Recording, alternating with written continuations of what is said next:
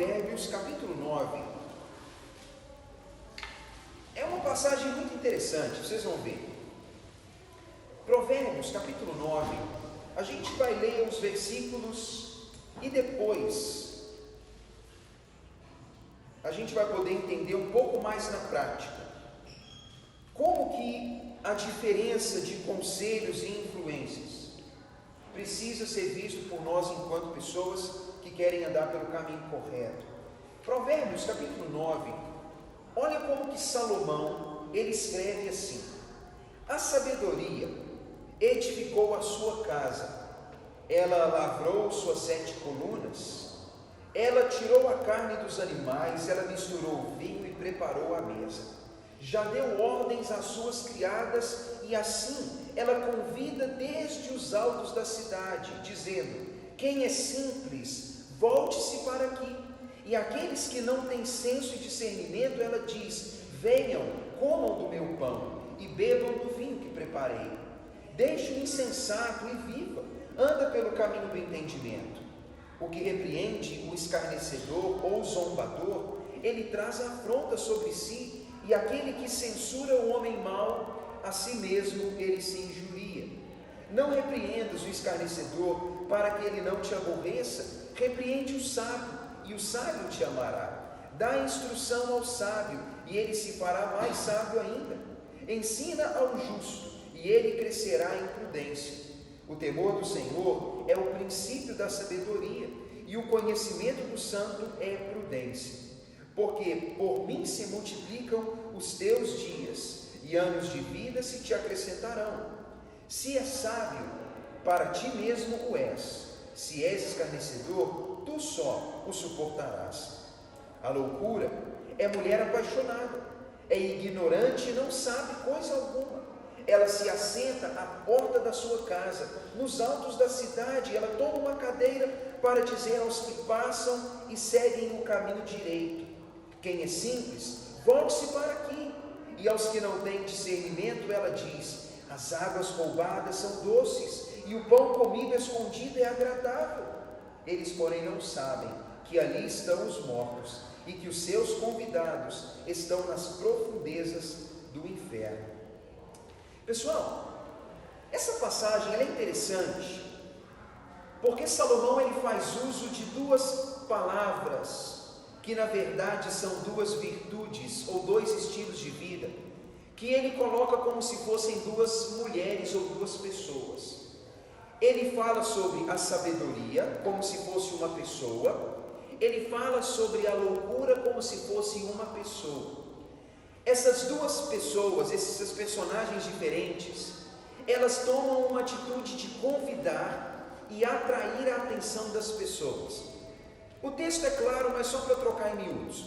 Salomão fala assim: a sabedoria, ela é como uma mulher de casa, que ela prepara um banquete, ela prepara a casa, ela prepara a comida, a bebida e a estrutura. E ela chega num lugar na cidade onde ela pode ser bem ouvida, e ela começa a gritar assim: olha, todo mundo que precisa de orientação, venha para a minha casa, porque vindo para a minha casa, você vai comer um banquete e você vai receber instrução. Se você precisa de conselho, você vai receber conselho. Se você não sabe para onde ir, eu vou te orientar no caminho que deve ir. Se você for sábio, o meu conselho vai te tornar mais sábio ainda. Então, a sabedoria é como alguém que convida pessoas para receber do que ela oferece. Mas Salomão também diz que a loucura, ela é como uma mulher também. Uma mulher que também prepara a sua casa. E ela também coloca uma cadeira numa região bem visível. E a loucura, ela começa a convidar as pessoas que passam, dizendo assim: olha, vem para mim, entra na minha casa, celebra as coisas que eu faço. Mas sabe o que Salomão diz que a loucura faz? Ela diz assim: a coisa errada é saborosa, aquilo que é roubado é interessante, aquilo que é feito escondido é agradável. Vem aqui e você vai ter fortes e grandes aventuras. Aquilo que eu te ofereço vai te dar um friozinho na barriga, mas vai ser muito agradável. Então, venha comer comigo aquilo que é errado. E Salomão diz: aquele que segue o conselho da loucura, ele pode ser iludido, mas o que ele vai encontrar é morte, fracasso e ruína.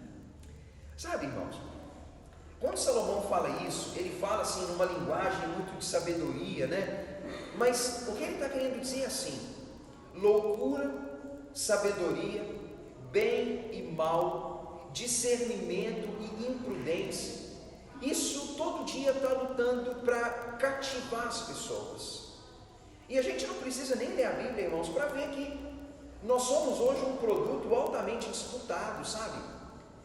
Infelizmente, o tempo todo, a sabedoria, o caminho bom, o bom caráter, as boas obras, a virtude, a qualidade de vida, ela tem sido uma opção de vida para as pessoas.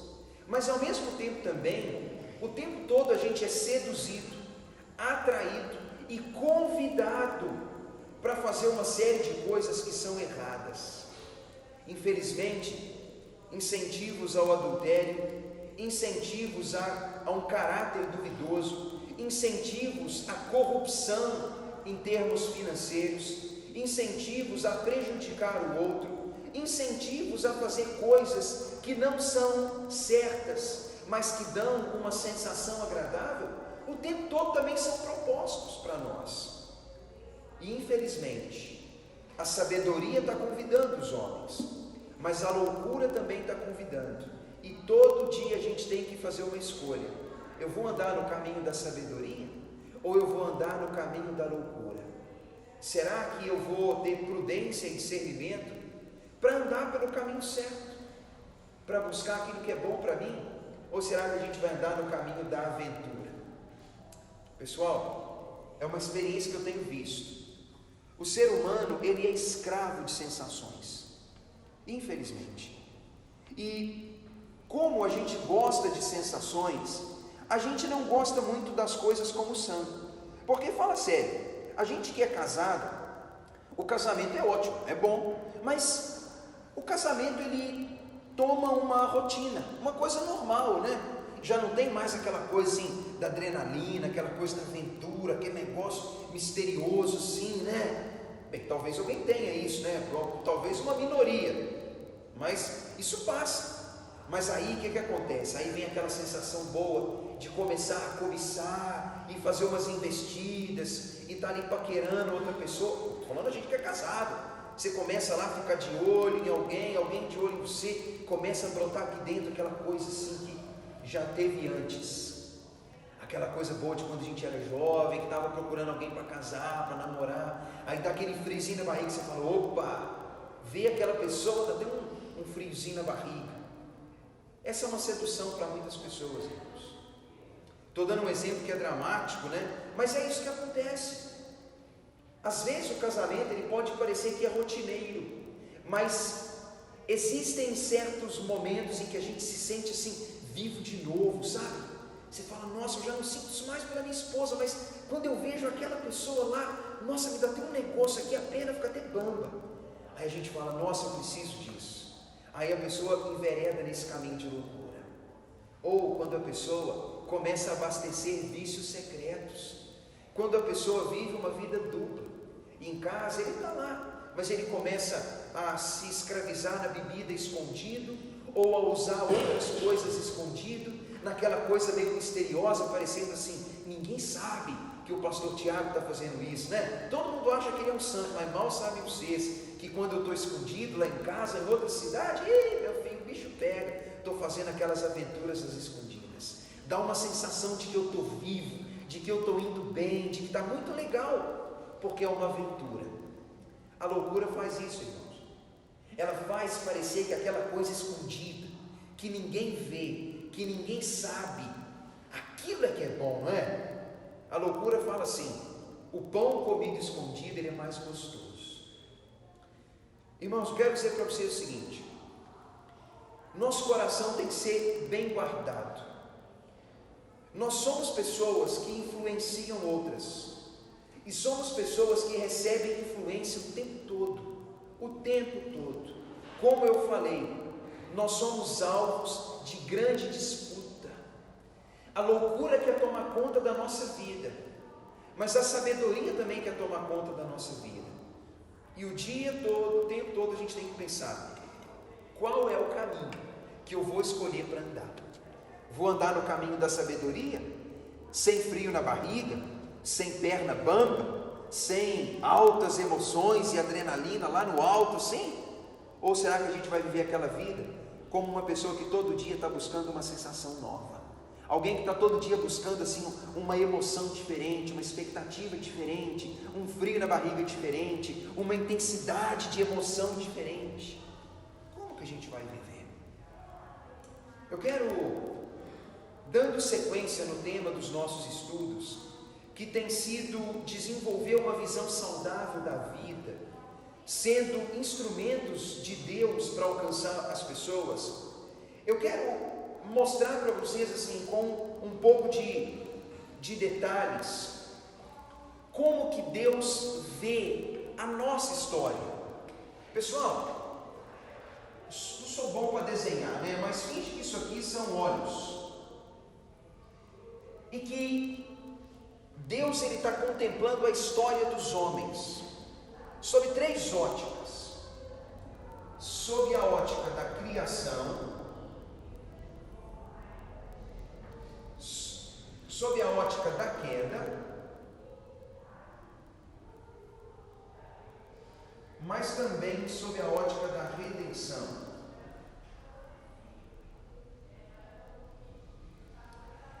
Essas 3 palavras, elas resumem a mensagem bíblica de forma muito precisa, eu creio. Quando a gente olha para essas 3 palavras, a gente pode observar aqui o cenário em que o ser humano tem vivido, e quando Deus e a Bíblia, as Escrituras, elas falam da história humana, elas vão mencionar o homem sob essas 3 óticas. Você deve estar pensando assim: o que esse cara está querendo falar? Bem, uma coisa importante, irmãos, vamos focar um pouquinho nossa atenção aqui. A gente conhece bem o relato da criação. O livro do Gênesis, ele dá um relato simples para dizer assim: Deus criou o homem, Ele criou a mulher, Ele criou a raça humana. A gente sabe que a Bíblia não dá tantos detalhes quanto a gente gostaria de saber, né? Às vezes a gente fica pensando assim: oh Deus, mas como que foi? Tem tanto detalhe que a gente queria saber, né? Quando foi? Se foi todo mundo ao mesmo tempo? Como que eles multiplicaram tão rápido? Onde eles moraram? Se era só no Éden ou se eles foram criados em outro lugar? Há uma série de perguntas e talvez a gente fale: mas eu não sei todos os detalhes. Irmãos, o que o Gênesis quer dizer, ele não quer dar todos os detalhes. Deus só quer dizer assim: meu filho, eu criei tudo, aceita isso. Importa para você saber que eu criei tudo, Deus falando, né? E quando Deus cria o homem, irmãos, Deus cria o homem para que ele fosse um receptor de revelação ou conhecimento. Essa palavra é importante pelo seguinte: quando Deus cria o homem como um receptor de conhecimento, de revelação, Deus criou o homem assim, para que o homem pudesse ter relacionamento, para que o homem pudesse ter relacionamento com Ele, Deus, para que o homem pudesse ter relacionamento com as outras pessoas, e que por meio de relacionamento, o homem pudesse adquirir conhecimento, ele pudesse receber conselho, ele pudesse receber advertência, e se necessário, puxão de orelha e uma correção no estilo de vida. Então, o homem, ele foi criado para ser um receptor do conhecimento, mas se ele é um receptor do conhecimento, ele também é um intérprete. Ele também é um intérprete. Ou seja, ele é um intérprete desse conhecimento.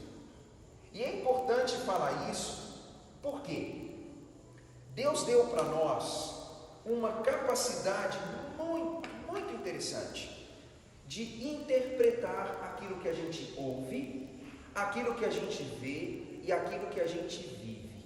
Irmãos, a gente faz isso o tempo todo. O tempo todo a gente faz isso. A gente interpreta as coisas que acontecem na nossa vida. A gente interpreta as coisas que dão certo, as coisas que dão errado. A gente interpreta assim, o sucesso, o fracasso. A gente interpreta assim, eu deixei a tampa da panela cair, a gente dá um significado, né? A gente levanta e recebe uma mensagem, ouve uma mensagem, ou alguém fala uma coisa com a gente, ou sei lá, muitas coisas acontecem o tempo todo. E a gente interpreta aquilo e fala assim, opa, isso aí é um sinal, né? Tem gente que é supersticiosa, que quando levanta da cama e vê um gato preto, ou vê alguma coisa, fala assim, ih, vai dar tudo errado, né? O ser humano está interpretando a vida o tempo todo. E sabe, a interpretação que a gente faz da vida, ela é importante, sabe por quê? Porque a gente vive de acordo com elas. Elas influenciam, não só o modo como a gente vive, mas tem um cara que fala uma coisa que eu acho legal. Ele diz que a nossa interpretação, ela interfere em 5 áreas. E eu acho que ele está certo. Quer ver? Eu vou dividir isso aqui em 5 coisas. Ele fala que a nossa interpretação, ela condiciona as nossas emoções. Ela condiciona as nossas emoções. E eu não acho que isso está errado, irmãos. Quando a gente está vivendo a nossa vida, a gente recebe conhecimento, a gente interpreta o conhecimento, os fatos, os eventos da vida. A maneira como a gente interpreta define como que as nossas emoções vão ser controladas. Por exemplo, alguém esbarrou no meu carro, eu deixei uma coisa que gosto quebrar, eu recebi uma boa notícia, ou uma pessoa que eu não via há muito tempo, eu vi, sei lá, uma série de coisas, ou eu achei algo que eu não via há muito tempo, e aquilo trouxe para mim uma série de recordações. A gente, quando passa por um fato desse, aquilo condiciona as nossas emoções. Às vezes a gente estava feliz da vida, animado, alegre, estava bem, mas estava assim, muito bom. A gente viu alguém, e a gente fica assim meio para baixo, falando, eu vi aquela pessoa lá e, poxa, não gostei, né? Estava feliz da vida, meu time de futebol jogou, perdeu, foi eliminado, fiquei triste toda a vida, e aquilo ali condicionou minha emoção. Não é assim que acontece? Eu interpretei um fato, e aquilo afeta e controla e condiciona minhas emoções. Mas tem uma segunda coisa, a maneira como nós interpretamos, irmãos, define a nossa identidade. Ou seja, o modo como nós interpretamos as coisas define quem nós somos. Talvez somos pessoas animadas, melancólicos, tristes, introspectivos, pessoas negativas, pessoas otimistas, pessoas que desanimam ou pessoas que dão a volta por cima. A maneira como a gente interpreta a vida define quem a gente é.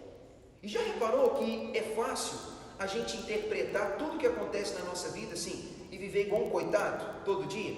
Ah, tadinho de mim, tudo errado para mim, nada dá certo para mim, Deus não ajuda eu, ninguém me ajuda, tudo é errado para mim, na minha vida tudo é mais difícil, a minha vida eu tive que vencer obstáculo que ninguém teve, a minha pobreza era maior, a minha luta era maior, a minha tristeza era maior, meu sofrimento era maior.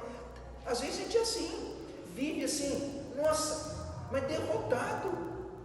E aí outra pessoa, que provavelmente passa coisas iguais ou pior que a nossa, ela interpreta aquilo de outra maneira. Ele fala, meu filho, eu cresci numa vida difícil, tá? Eu comi, como diz o ditado lá onde eu morava, eu lambi imbira.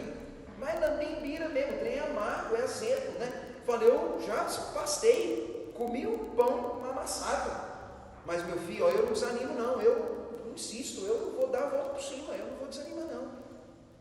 A nossa interpretação, ela define quem a gente é, irmãos. E quem a gente é uma coisa muito importante. Ele diz também que a nossa interpretação, ele também define a nossa visão do outro. O modo como a gente interpreta as coisas da vida define o modo como a gente vê as outras pessoas. define como a gente vê a gente, mas define como a gente vê o outro. Talvez na nossa interpretação, a gente pode ver o outro como um parceiro, como um aliado, como um colaborador, ou como alguém que tem necessidade, precisa de ajuda, ou a gente pode ver todo mundo como inimigo, rival, alguém que quer meu mal. E pessoal, vê se eu estou exagerando, mas isso pode acontecer no ambiente familiar mesmo. Pense comigo. Às vezes dentro de casa, a maneira como a gente interpreta a nossa vida pode fazer a gente ver o nosso filho ou a esposa, o marido e vice-versa, de uma maneira diferente, sabe? Talvez a gente fale assim: olha meu filho, eu cheguei à conclusão, essa mulher não gosta de mim, essa mulher quer meu mal, esse trem não quer que eu seja feliz, essa pessoa é uma pedra no meu sapato. Não é assim que a gente às vezes interpreta? Fala, esse trem não gosta de mim mesmo, né? Ou a mulher pensa a mesma coisa, ou a gente começa a achar que está todo mundo contra nós, e a gente vive a vida e pensa assim: ah, meu filho, ó, ninguém gosta de mim, todo mundo vai contra mim. A nossa interpretação, ela faz a gente colocar um rótulo nas pessoas, e aí a gente fala assim: não, ele é essa pessoa. A gente então coloca um título, dá um nome e coloca naquela pessoa uma reputação. Nossa interpretação também é importante, porque ela molda a nossa visão de solução. Bem, quando a gente interpreta as coisas que a gente ouve, vive, experimenta, ela também interfere na maneira como a gente vê as soluções para a nossa vida. Eu dei um exemplo de casamento, e talvez é um exemplo que dá para dar uma coisa aqui fácil de entender. Se a gente olha para a nossa vida, interpreta o casamento, o relacionamento, e a gente começa então a falar assim: eu sou um coitado, perseguido, minha esposa não gosta de mim, ela é uma pedra no meu sapato, ela é um impedimento para a minha alegria, logo preciso chegar a uma solução. E qual é a solução mais fácil que tem? Separa? Separa, filho, né? Eu prometi um dia lá quando casei, eu jurei, eu falei que esse casamento vai até que a morte separe, mas eu estou interpretando os desafios que eu vivo, me colocando numa posição assim de coitado, coloquei um rótulo de culpado na outra pessoa, e a solução óbvia é: separar é o jeito. O modo como eu vejo a mim, o modo como eu vejo o outro, define a minha visão de solução. Outra pessoa que se vê de maneira diferente poderia falar assim: olha, meu casamento está difícil, mas eu vou buscar conselho, eu vou buscar terapia, eu vou ler bons livros, eu vou orar com a minha esposa, eu vou orar com o meu marido, eu vou pedir que alguém participe da minha vida, eu vou buscar terapia profissional. Talvez eu estou errado, mas a gente procura soluções baseadas na nossa identidade, na nossa visão no outro e também nas emoções que a gente tem. E por fim, irmãos, a nossa interpretação, ela define a nossa aceitação a conselhos, a nossa aceitação de conselhos. Isso é importante, porque as nossas emoções, elas interferem. O modo como a gente se vê, o modo como a gente vê o outro, o modo como a gente procura solução, automaticamente vai interferir nos conselhos que a gente vai aceitar ou não. Quando alguém bota na cabeça que quer separar da esposa, ou que a esposa quer separar do marido, meu filho, eles não estão a fim de ouvir quem fala o contrário. Quando alguém está disposto a passar a perna em outra pessoa, ele procura alguém que apoie aquilo.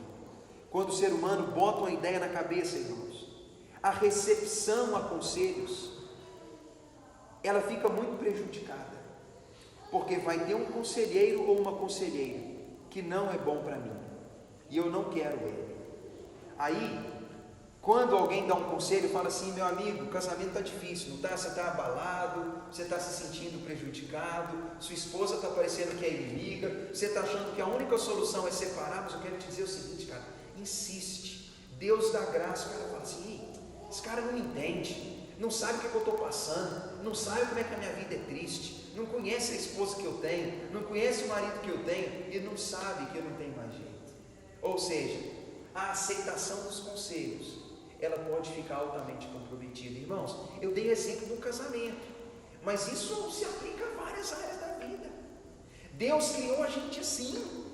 Deus criou a gente pessoas para receberem pelas experiências e pelos conselhos, mas automaticamente a gente precisa interpretar isso. E quando a gente interpreta, irmãos, a interpretação interfere nessas 5 áreas. Fez sentido isso? Você fala assim, pô pastor, eu fui na igreja para ouvir o ensino bíblico, né? Você está falando para mim de outra coisa que não é da Bíblia. Pessoal, isso tem a ver com a vida e com a ver com tudo, né? E para a gente aprender da Bíblia não tem que só ler versículo bíblico, né? Isso aqui é para a vida, é importante. E o que eu fico pensando? Deus quer, com toda certeza, que a gente seja capaz de receber as informações, interpretar as informações de uma maneira saudável.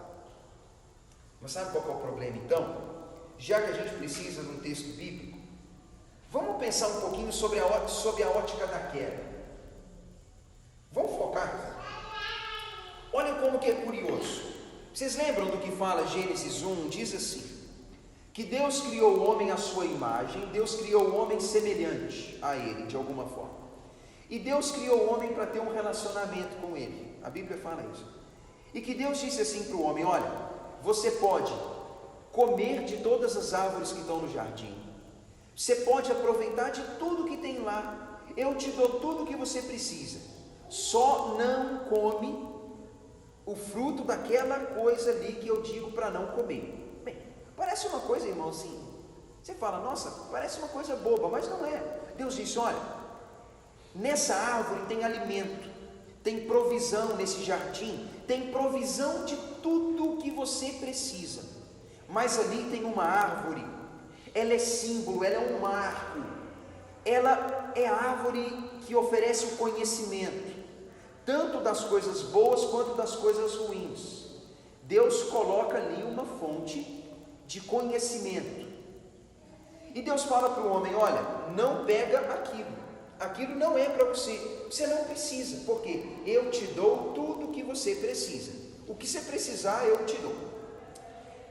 É o que Gênesis fala, não é, irmãos?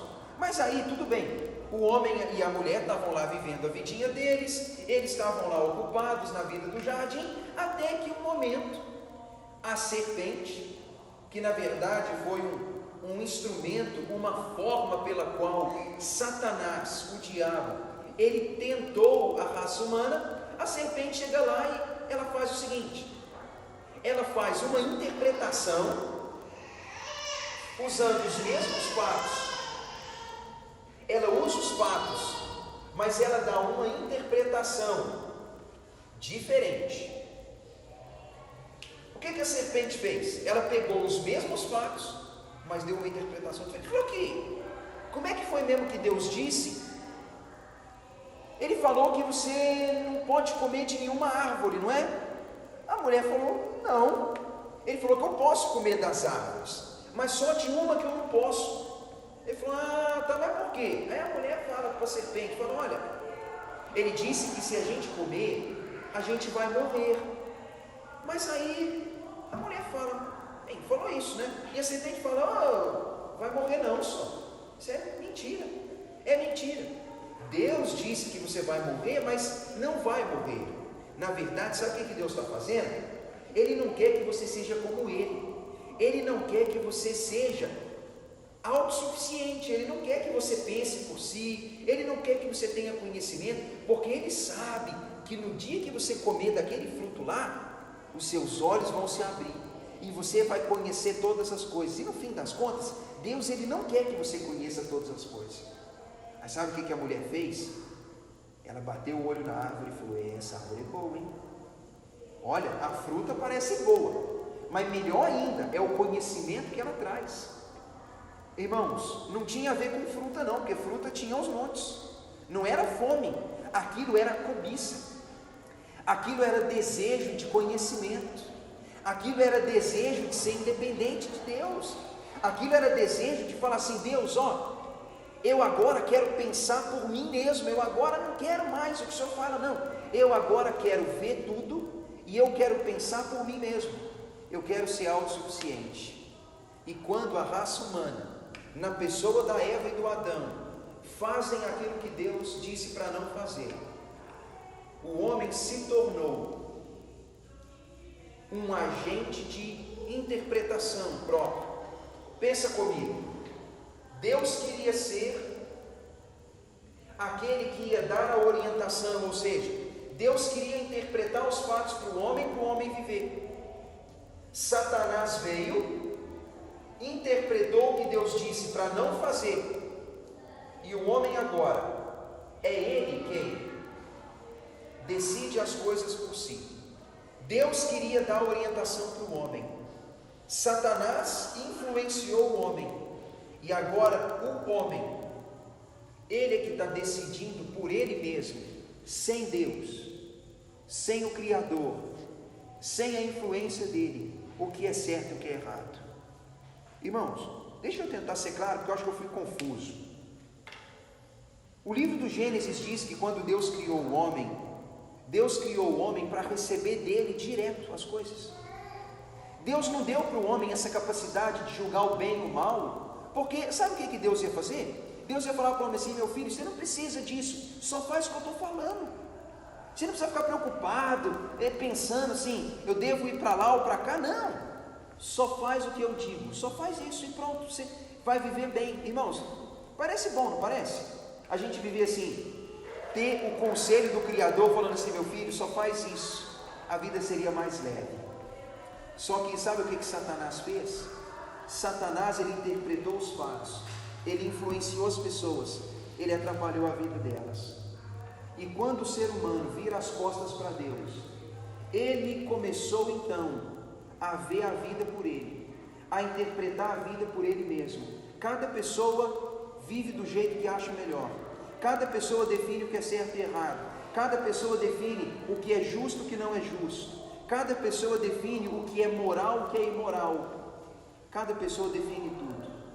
Deus queria ser essa pessoa, Satanás foi essa pessoa, e agora cada um está pensando por si. Eu penso de um jeito, o Luiz de um, a Cíntia de outro, o Adilson de outro. A gente vive numa família de 50 pessoas pensam diferente. O marido pensa de um jeito, a esposa do outro, o filho de outro. Cada um pensa por si e ninguém sabe para onde vai. Está vendo como é um problema, irmãos? O problema disso é que quando o ser humano ele vira as costas para o seu Criador, o que acontece é desordem mesmo. Deus queria ser a mesma fonte de orientação para todas as pessoas. Imagine como que o mundo seria bom, irmãos, se eu e você recebêssemos a mesma fonte de informação e todo mundo fosse guiado pela mesma fonte de informação. Mas qual que é o problema? É que assim, eu acho que uma coisa é certa e outro acha que aquilo que eu acho certo é errado. E como que o mundo fica? Como que a gente anda? Eu acho que tem que pagar em dia, outro acha que não.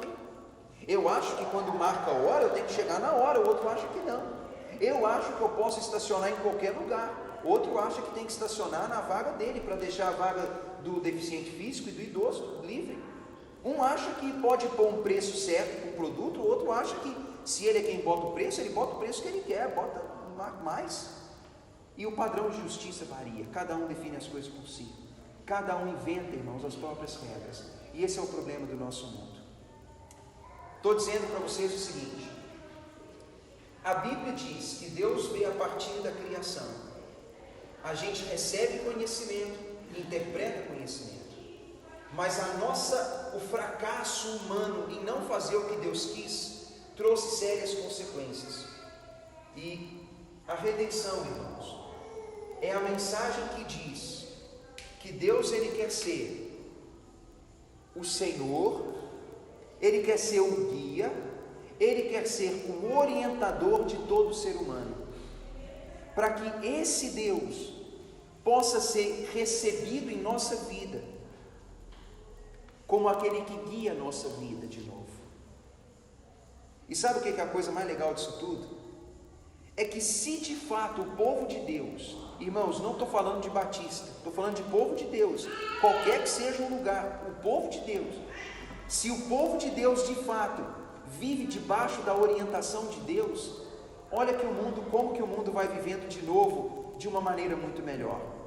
Porque se o Tiago viver debaixo da orientação de Deus, assim como o Luiz, como a Cíntia e o Adilson, e como todas as pessoas, a gente voltaria de novo a viver debaixo da mesma orientação, indo na mesma direção, vivendo pelos mesmos valores, que já não são mais os meus, que agora seriam os valores da Bíblia. Olha como que o mundo seria um mundo muito mais fácil, não seria? Olha como que seria muito bom para o casamento, se marido e mulher viverem debaixo da orientação de Deus e debaixo do ensinamento bíblico. Já imaginou como que o mundo seria muito melhor, irmãos, se ao invés de cada pessoa querer viver do jeito dela, como o Senhor da vida dela, sabe? Ao invés de falar assim, não, eu quero assim, e a outro quer assado, e todo mundo quer de um jeito, não. Falar assim, pessoal, vamos fazer o seguinte, vamos viver debaixo da orientação de Deus, e vamos ver como que Deus ensina, porque aí já não tem mais a ver com o Tiago, já não tem mais a ver com a Samir, com o Luiz, com a Cintia, com a Adilson, agora tem a ver com o que Deus diz, e todo mundo vai ser guiado na mesma direção. Essa é a mensagem da redenção. A mensagem, irmãos, da redenção diz que Jesus Cristo veio para ser mestre e Senhor. Isso está escrito em João capítulo 13. Jesus, ele é mestre. Significa que, sendo mestre, ele é aquele que ensina como que o discípulo deve viver. O mestre fala, meu discípulo, vive assim, não vive assim, faz isso, faz aquilo. Ele dá orientação, mas ele fala que ele também é Senhor.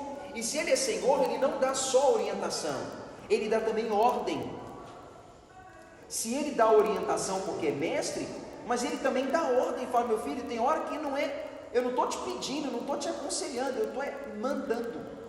E ele fala, eu estou te mandando, ama, perdoa, serve, seja generoso. Ele também é Senhor. E se todo mundo viver debaixo da orientação de Jesus como mestre, e debaixo dele como Senhor, o mundo seria muito mais fácil. Concluindo, irmãos, a gente precisa escolher como que a gente vai viver nossa vida. A gente pode viver uma vida de altas emoções, todo mundo pode, né? Todo mundo pode pegar um carro, sair em alta velocidade, andar atrás dos rolos que tem por aí, pode usar umas drogas, beber umas bebidas, fazer uns negócios muito esquisitos. Todo mundo pode fazer uma aventura secreta, irmãos.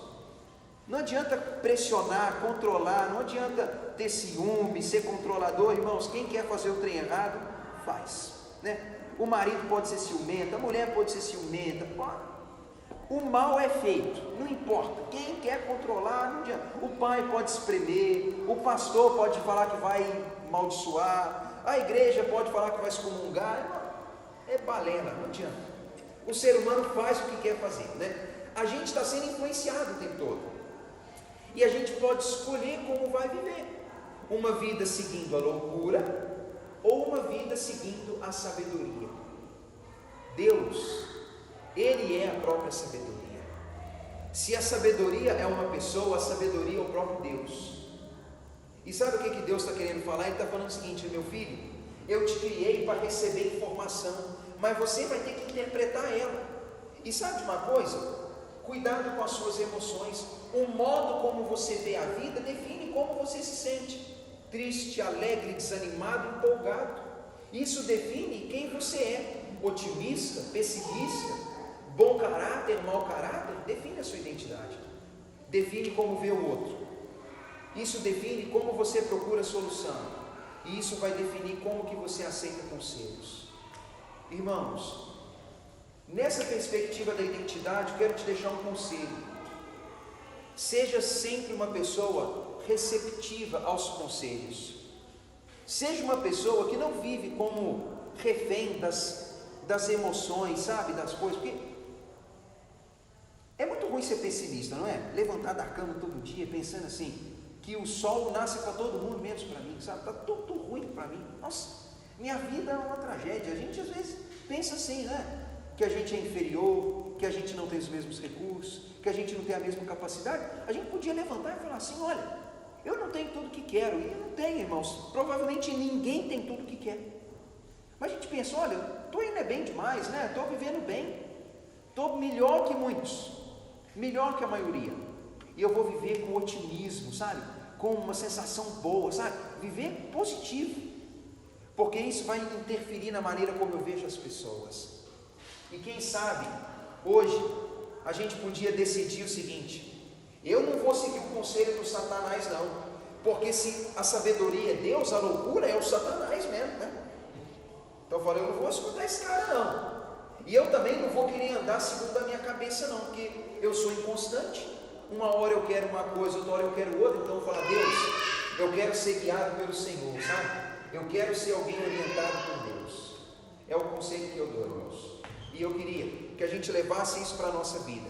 Está aí o princípio de Deus para